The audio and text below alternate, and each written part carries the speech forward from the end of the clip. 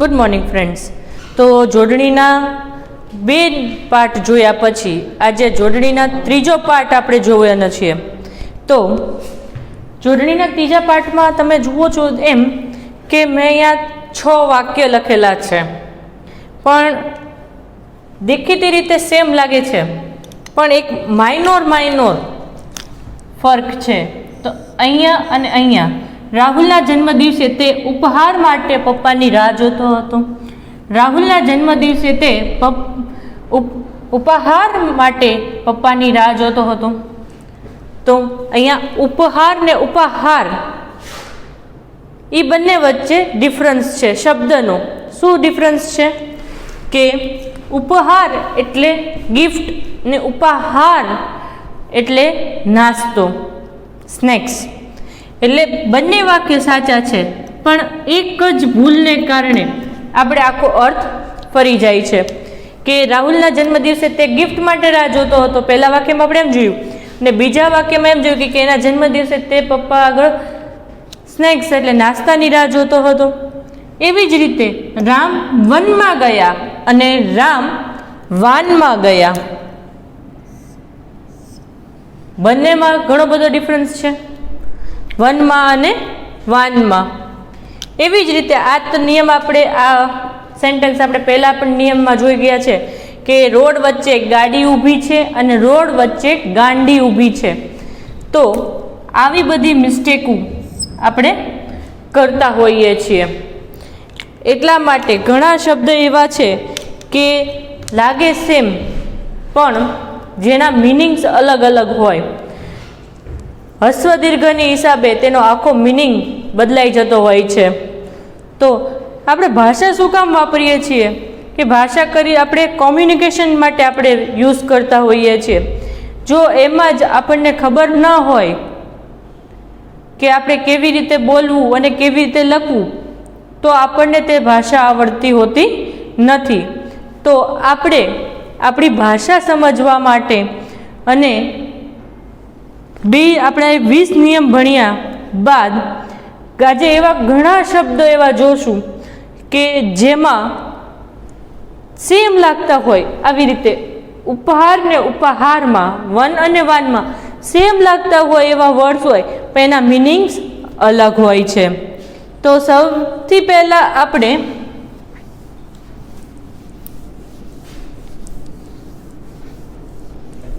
જે 20 નિયમ ભણી ગયા છીએ તેનું એકવાર રિપીટ કરી જઈએ.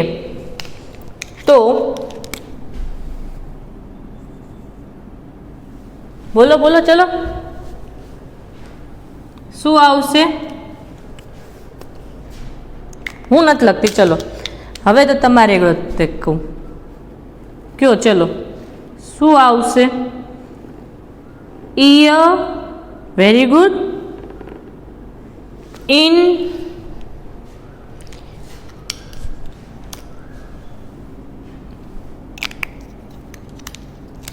પછી ઈયર, ઇન, પછી ઇન્દ્ર, વેરી ગુડ. ઈશ,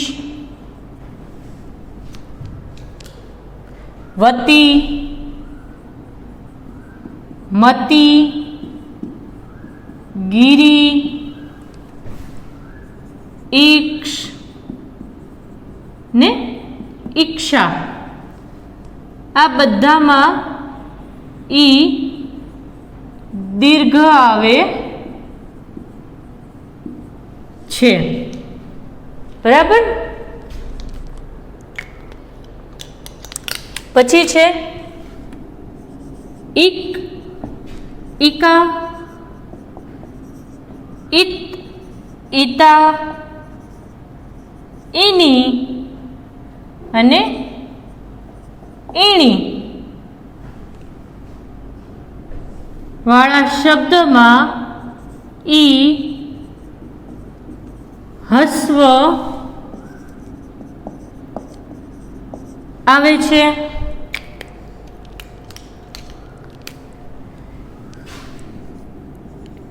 એકાક્ષર હંમેશા દીર્ઘ આવે છે,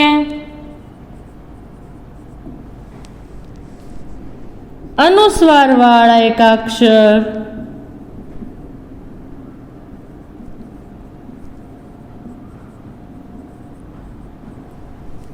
હંમેશા હસ્વ આવે છે,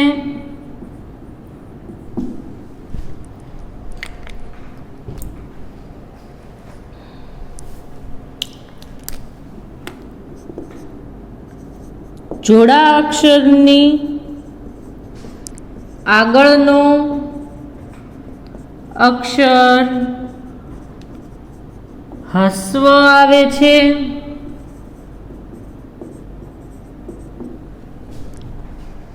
પછી યની આગળનો અક્ષર હસ્વ આવે છે,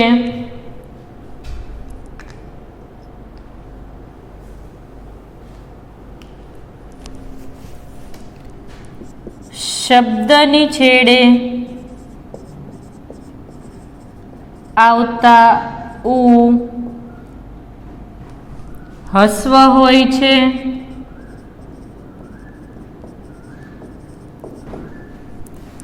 શબ્દને છેડે આવતી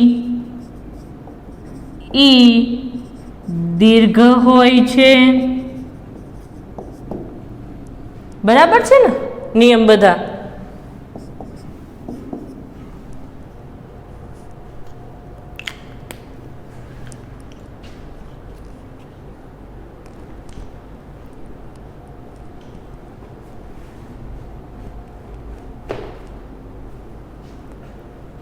પછી છે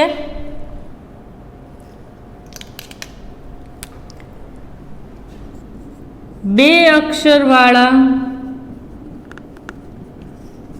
શબ્દમાં પહેલો અક્ષર દીર્ઘ હોય છે,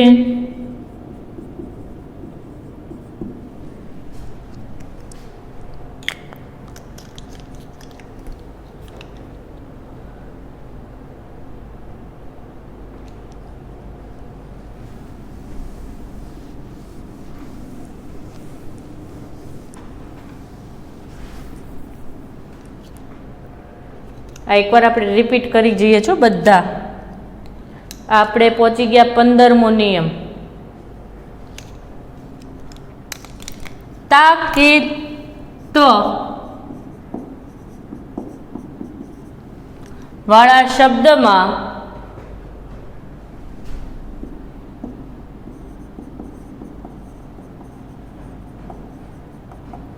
ઈ હસ્વ આવે છે. ઉપયોગિતા ત્રણ અક્ષરવાળા શબ્દમાં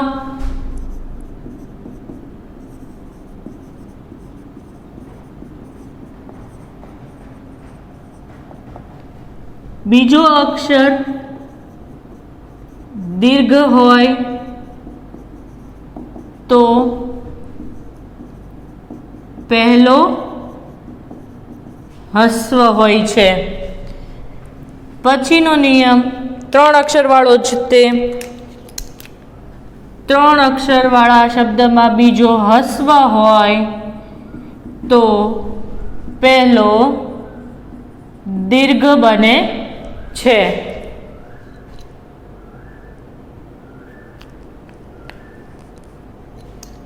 પછી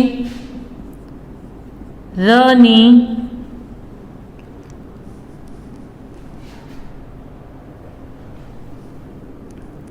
ના જોડા અક્ષર પૂર્વેનો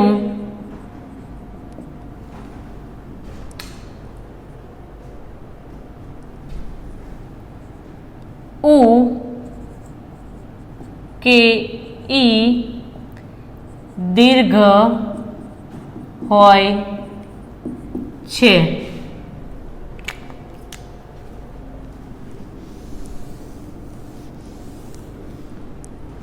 પછી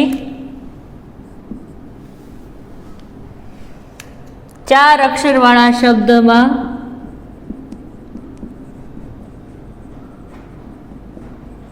ઈ કે ઉ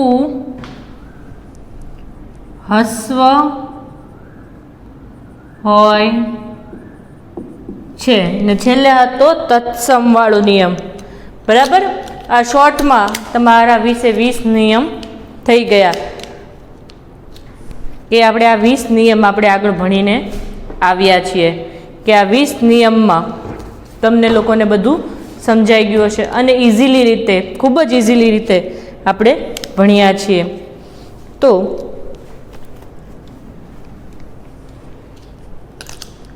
આમાં કોઈને કાંઈ પ્રશ્ન થાય તો મને ગમે ત્યારે કોલ કરી શકે છે. તો જેમ ઇઝીલી યાદ રાખવાની કોશિશ કરશો એવી જ રીતે તમને ઇઝીલી યાદ રહેશે. હવે આજે આપણે અમુક શબ્દ એવા જોવાના છે કે જેમાં આપણે લખવામાં ભૂલ કરીએ તો અર્થનો અનર્થ થઈ જતો હોય છે.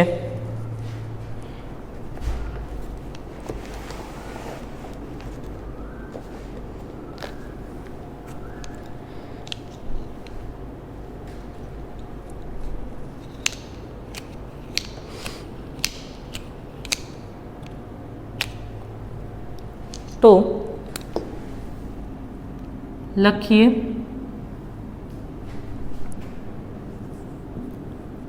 શબ્દ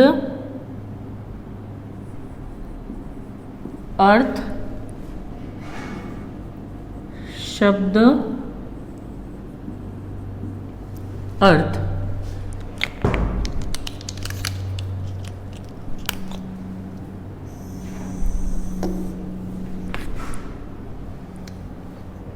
પહેલો જોઈએ તો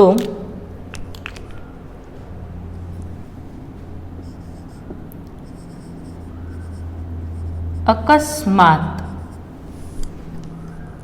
તમે કહેશો કે અકસ્માત એટલે તો શું, એક્સિડન્ટ થઈ જવું, પણ આપણે અહીંયા પણ લખીએ અકસ્માત. હવે ખોડા ત અને આખા તમાં કેટલો ડિફરન્સ છે તે જોઈએ. અકસ્માત એટલે એકાએક,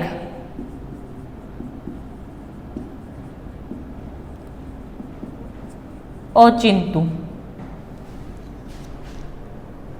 અને આ અકસ્માત એટલે હોનારત.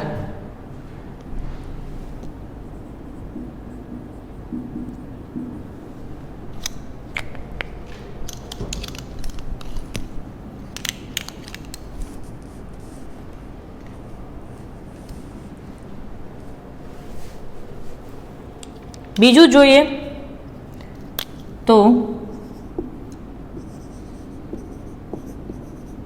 અપેક્ષા અને ઉપેક્ષા. અપેક્ષા અને ઉપેક્ષા. તો અપેક્ષા એટલે શું અને ઉપેક્ષા એટલે શું? અપેક્ષા એટલે ઈચ્છા, આશા. આપણે કોઈની આગળ અપેક્ષા રાખી શકીએ પણ આપણે કોઈની ઉપેક્ષા કરવી જોઈએ નહીં, તિરસ્કાર કરવો જોઈએ નહીં. તિરસ્કાર, ધ્યાન ન દેવું.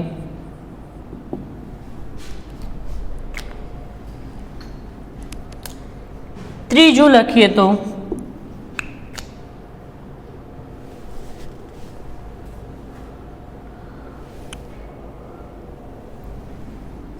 સ્વગત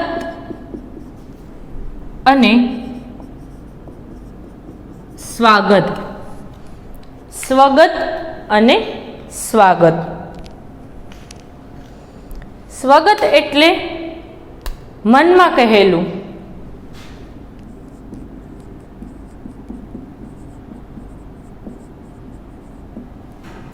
અને સ્વાગત એટલે સત્કાર કરવું.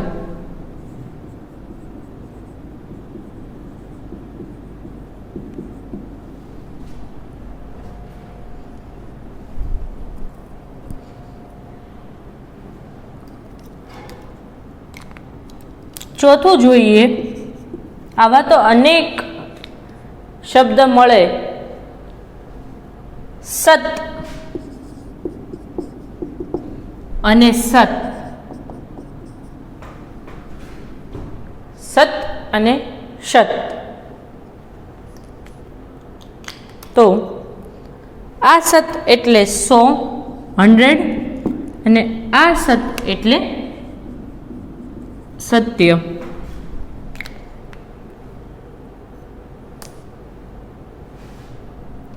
પછી છે શાલ અને સાલ. તો શાલ એટલે ઓઢવાનું ગરમ વસ્ત્ર,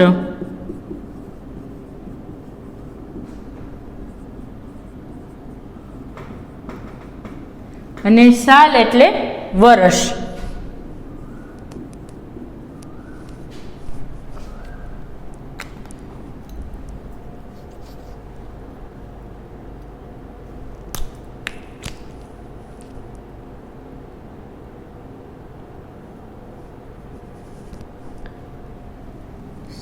છઠ્ઠું રન અને રણ. રન અને રણ. રન એટલે ક્રિકેટની રમતનો આંક. રન દોડીએ ને આપણે, ક્રિકેટ રમતનો આંક. અને રણ એટલે રેતાળ વિસ્તાર, ડેઝર્ટ.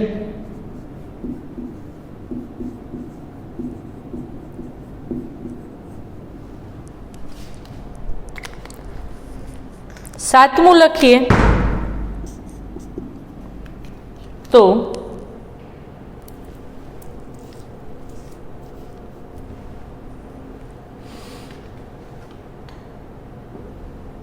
અબજ ને અબજ અને અજબ.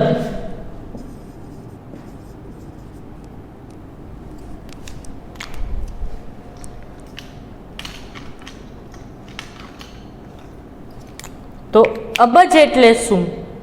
અબજ એટલે 100 કરોડ.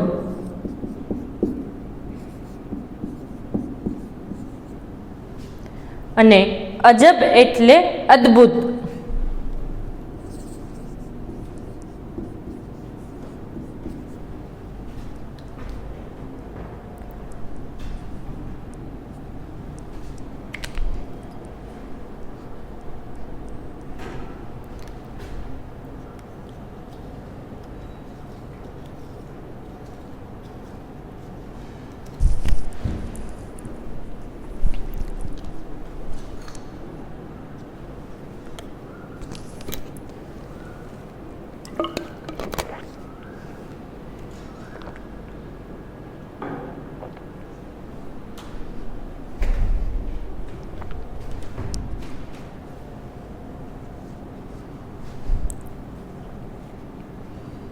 તો લખાઈ ગયું હશે જે આપણે લખવાના છે.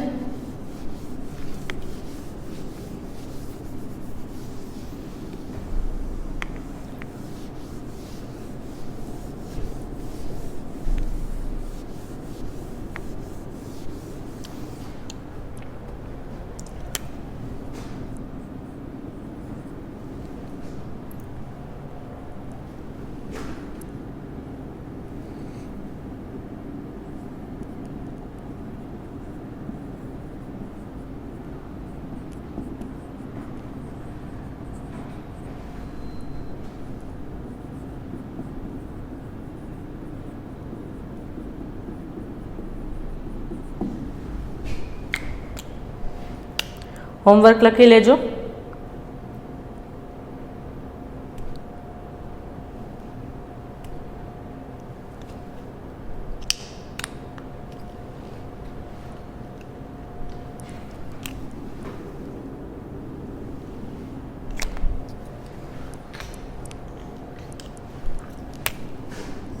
અત્યારના જે શબ્દ લખાવું છું તે બધા જ ફેરબુકમાં લખવાના છે. બરાબર, હોમવર્ક લખાઈ ગયું.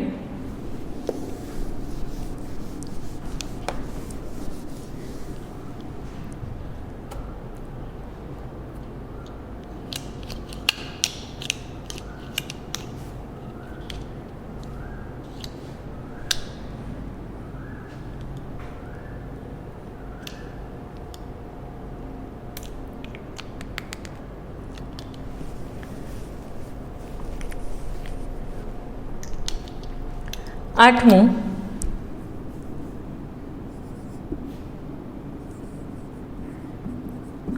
અસ્ત્ર,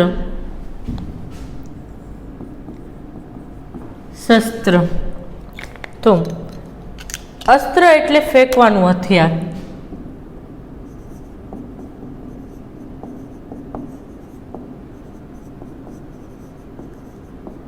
જેવી રીતે ભાલો.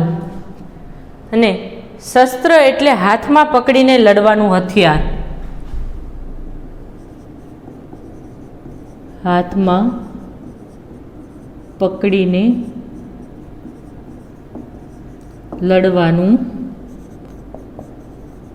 હથિયાર, જેવી રીતે તલવાર.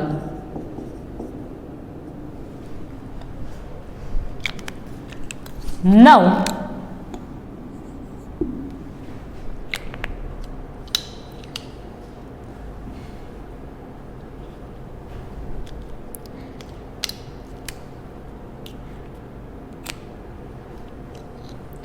ગૃહ, ગ્રહ. ગૃહ એટલે ઘર.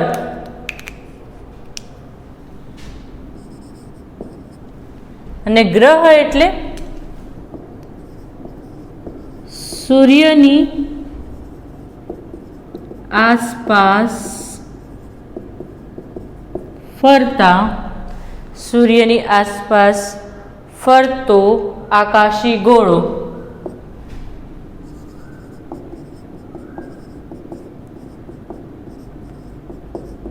પ્લેનેટ.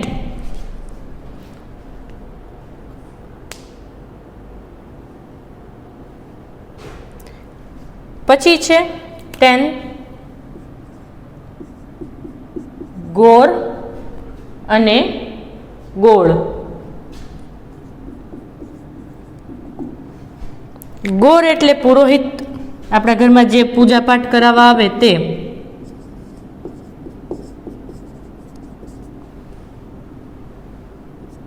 પુરોહિત. અને ગોળ એટલે વર્તુળ, આકાર કે સર્કલ. તો આ 10. હજી તો આવા ઘણા છે. માન, આબરૂ. માણ એટલે ગાગર, બોલવું એટલે ઉચ્ચારણ કરવું, બોળવું એટલે પ્રવાહીમાં ડૂબાવવું, દોષી એટલે એક અટક છે, કાપડ વેચનારો ફેરિયો છે, અને દોષી એટલે દોષવાળું અપરાધી, નિર્ધન એટલે મૃત્યુ, નિર્ધન એટલે ગરીબ. હવે આવી જ રીતે આપણે જે ઓલું જોયું હતું ગાંડો, ગાંડી અને ગાડી વચ્ચેનો ડિફરન્સ, એવી જ કંઈક આપણે ભૂલો કરતા હોઈએ છીએ. તો એમાં જોઈએ તો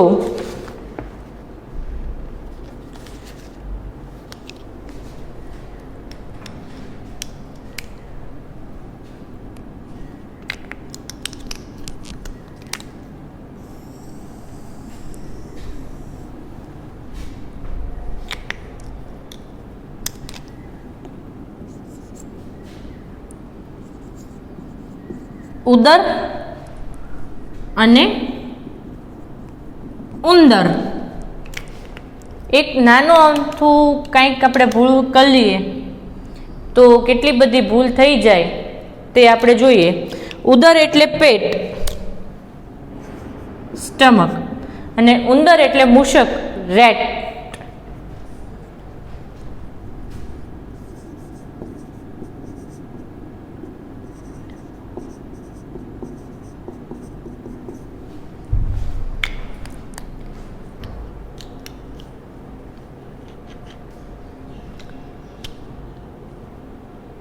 પછી છે મે ને મે. મે એટલે અંગ્રેજી 5મો મહિનો.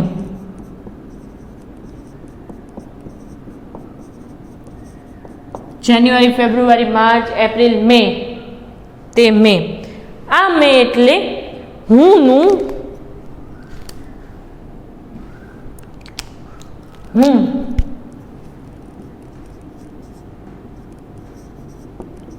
સકારાત્મક, હુંનું સકારાત્મક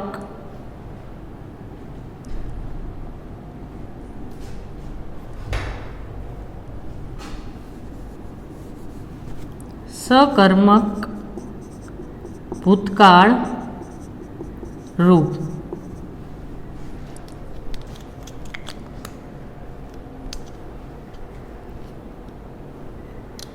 પછી મહી અને મહી. મહી અને મહી. મહી એટલે દહીં, પૃથ્વી, અને મહી એટલે અંદર.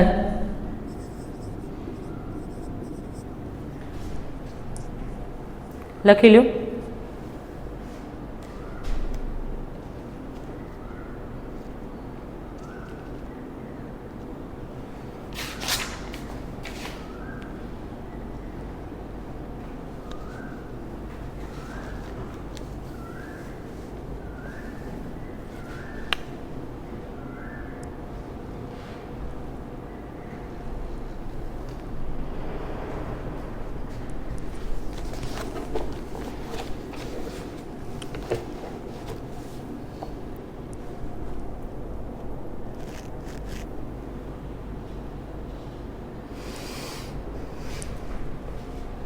લખી લ્યું.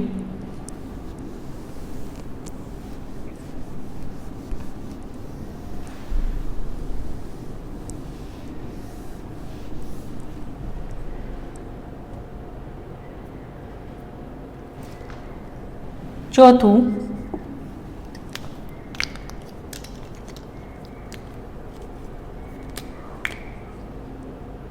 સારું અને સારું. તો સારું એટલે માટે સારું, તો હું ત્યાં જઈ આવીશ. તેની માટે હું ત્યાં જઈ આવીશ. સારું એટલે સરસ.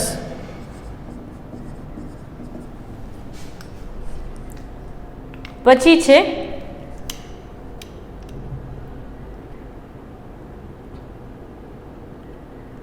જગ અને જંગ.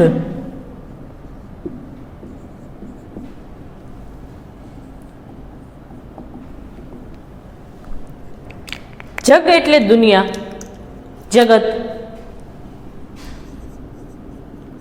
અને જંગ એટલે યુદ્ધ.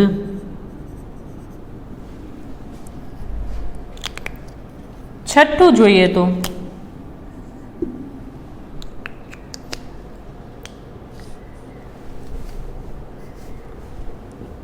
નિશ્ચિત અને નિશ્ચિંત.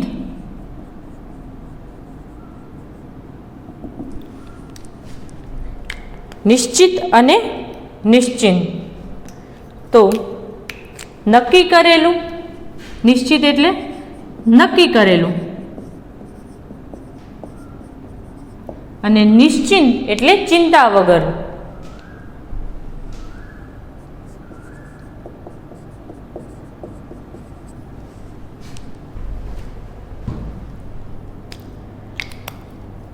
સાતમું જોઈએ તો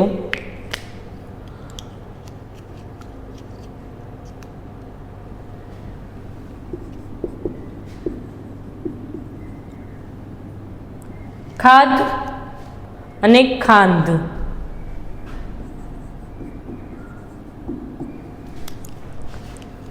ખાદ એટલે ખોટ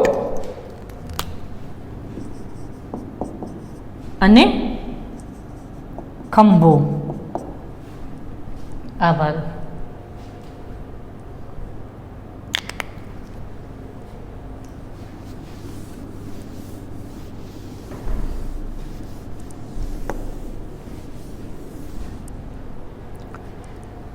આઠ.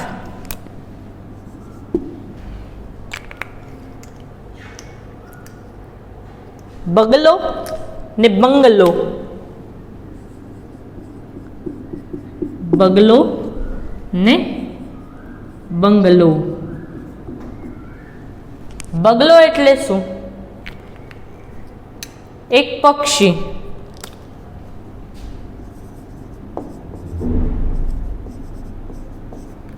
ને બંગલો એટલે શું? એક પ્રકારનું મકાન.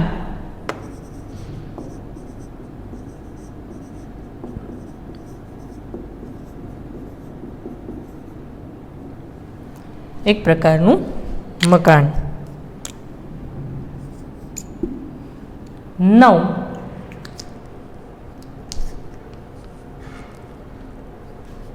ભાગ અને ભાંગ. ભાગ અને ભાંગ. ભાગ એટલે હિસ્સો ને ભાંગ એટલે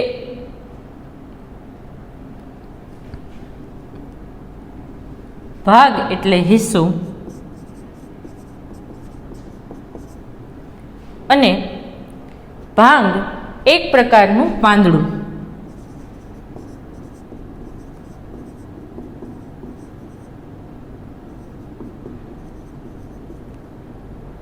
એક પ્રકારના પાંદડા. 10. ભાગવું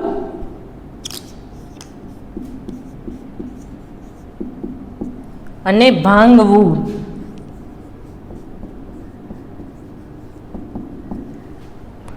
ભાગવું અને ભાંગવું. ભાગવું એટલે નાસી જવું. ભાગવું એટલે નાસવું અને ભાંગવું એટલે તોડી નાખવું, તોડવું. તો આ 10 હતા જેમાં આપણે અનુસ્વારની હિસાબે આખો અર્થ બદલાઈ જતો હોય. પહેલાં આપણે રસ્વાઈ દીર્ઘાઈની હિસાબે આખો શબ્દનો અર્થ બદલાઈ જાય તેવો જોયો હતો અને આમાં ખાલી ઉપર એક મીંડું બદલાઈ જાય તો એનો આખો અર્થ કેવો બદલાઈ જાય તેવા 10 ઉદાહરણ આપણે જોયા. હજી પણ જોવાના છે. પહેલાં લખી લો.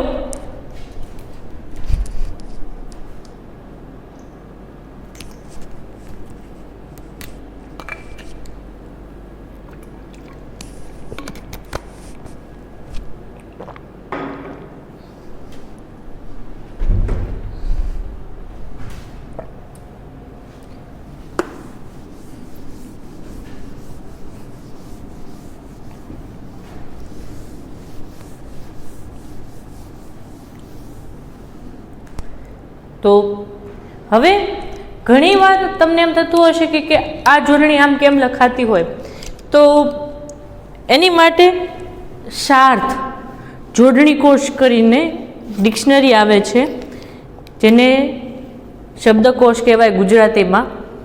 તેમાં આપણે જોઈ શકીએ કઈ શબ્દની જોડણી કેમ લખી શકાય. તો અમુક શબ્દ એવા આપેલા છે કે બંને રીતે સાચા હોય. જે રીતે લખો તે રીતે સાચા હોય છે. જેમ કે અહીંયા તો શબ્દની સામે શબ્દ જ છે.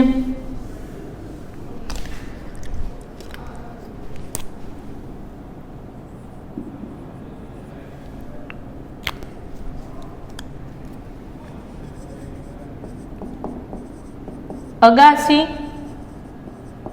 અગાસી. જે લખો તે સાચું જ પડે, બંનેની જોડણી સાચી છે. ગુજરાત, ગુજરાત જે લખવું હોય તે લખી શકાય. કિંમત, કિંમત.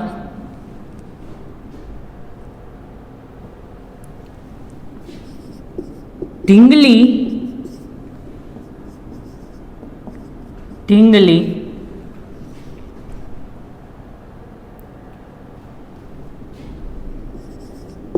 છબી, છબી. સાપ, શ્રાપ.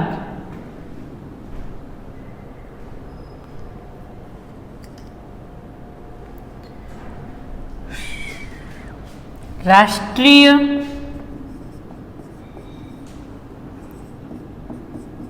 રાષ્ટ્રીય.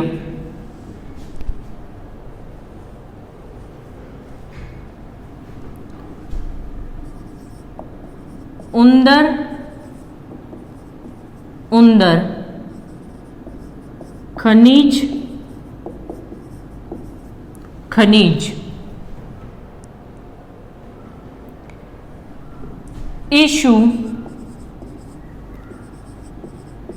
ઈસુ.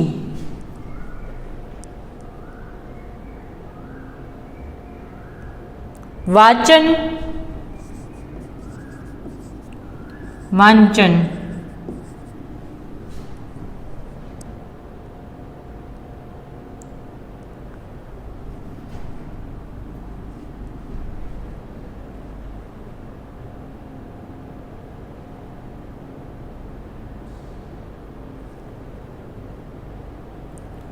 જોશી, જોશી.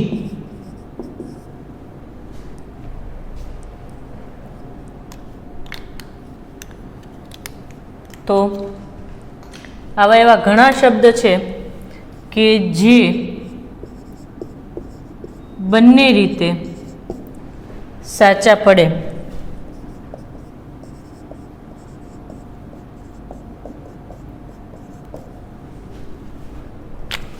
મૂંઝવણ, મૂંઝવણ, મૂંઝવણ. રાત્રિ, રાત્રિ. ભૂમિ, ભૂમિ. તો આવા ઘણા એવા શબ્દ છે કે જે શબ્દ આપણે ગુજરાતીમાં સરખા લખતા હોઈએ તો એની જોડણી ભૂલ ગણાતી નથી. આવા ઘણા એવા શબ્દ છે, પણ એની માટે તમારે લોકોએ કમ્પલસરી શબ્દકોશનો ઉપયોગ કરવો પડે, તો તમને લોકોને ખબર પડે કે કયું સાચું છે અને કયું ખોટું છે. તો હજી એક છે કે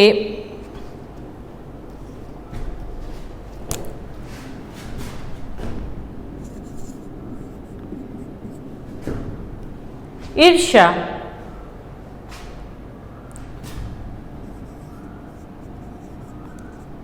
ઈર્ષ્યા.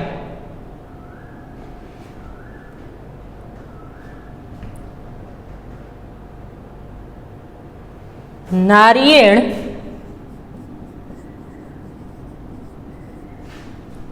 તો નાળિયેર.